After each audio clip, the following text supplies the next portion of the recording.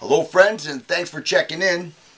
Doesn't it seem to you that when something bad happens that people are always looking to point the finger and cast blame on somebody and say it's their fault why this happened the way it did? When you turn on the TV now or you listen to our government officials, everybody's looking to cast blame on somebody. And yet there are millions of responsible firearm owners all throughout this country who practice safe firearm behavior are being led to believe that it's their fault why things happen the way they do. That it's the NRA's fault, or the gun store, or gun shows, or responsible citizens. This whole notion that firearms are to blame for what some crazy person does is completely false, because you will never see a statistic about crimes that have been averted because of a firearm. It happens all the time. It just doesn't get reported.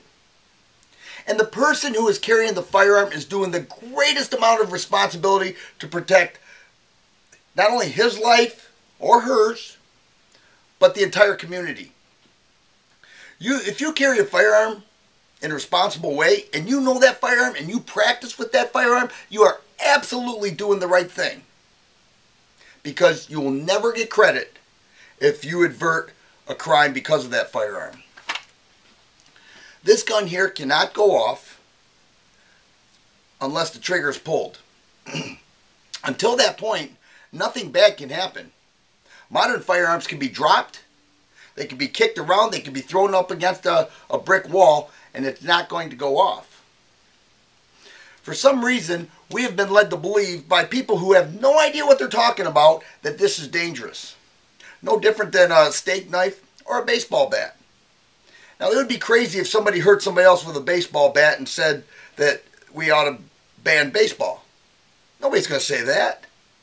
But for some reason, if somebody creates crime with a firearm, the first thing they want to do is look at responsible people.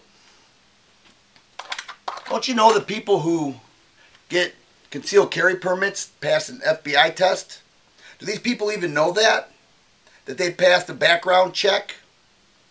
That in most states it requires a certain amount of training. I know here in Michigan we have to take a 8-hour class that includes range time and book work to take on that responsibility of carrying a firearm, which I do take very seriously, and I do not take it lightly, the responsibility that one has when they carry a firearm. This here's a semi-automatic handgun. I check it, it's empty.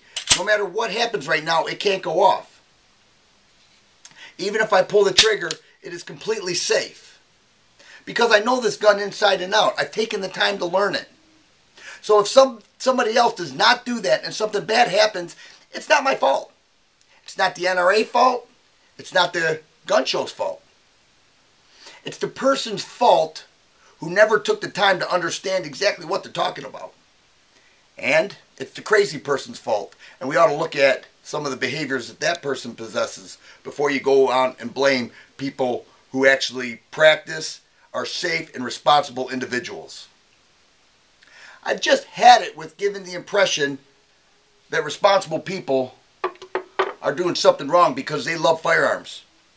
Whether they're a hunter, a collector, they love tactical firearms and gears, it doesn't matter. It's our right in this country, and I take that very seriously, and I hope you do too. Thanks for watching. God bless you, and you guys be safe.